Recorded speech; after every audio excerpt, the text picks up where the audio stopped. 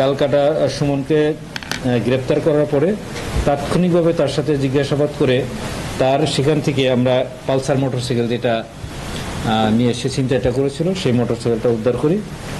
পাশাপাশি আরও বেশ কিছু জিনিস সেখানে পাই। আসলে সে যেহেতু প্রফেশনাল ছিনতাইকারী, কোনো সময় সে পিকআপ ব্যবহার করতো, কোনো সময় মোটরসাইকেল ব্যবহার করতো, কোনো সময় হেঁটে হেঁটে এই কাজটা করতো। তার এখান থেকে একটা পিকআপ গাড়ি, তালা কাটার যন্ত্র থেকে শুরু করে অনেকগুলো বিষয় উদ্ধার করি। এবং এই ছিনতাইয়ের বাইরেও মানে ওই যে ফাহমিদা আক্তার যিনি বাদী হয়েছিলেন ভিকটিম, ওনার যে মালামাল, এর বাইরেও আরও বেশ কিছু ছিনতাইয়ের আমরা আলামত তার বাসা থেকে উদ্ধার করি।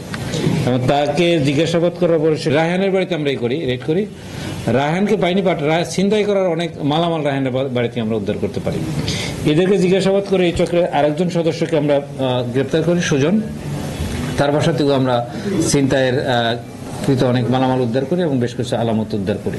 এবং আমাদের ধারণা যে এখানে যে সুমনের ওয়াইফ, সেও এই ঘটনার সাথে সম্পৃক্ত, কারণ সে জানে যে তার হাজব্যান্ড এই ছিনতাইয়ের ঘটনাগুলো ঘটায় এবং ঘটানোর পরে মালামালগুলো বাসায় রাখে, তারই হেফাজতে রাখে, তারই জিম্মায় রাখে এবং সেখান থেকে আবার অন্য জায়গায় সে বিক্রি বা অন্যভাবে ডিসপোজাল করা হয়।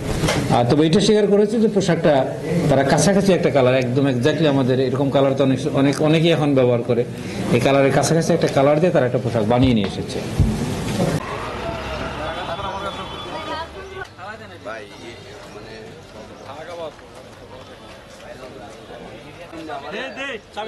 আরে খুলবো কি তো নিয়ে যাবো কেন?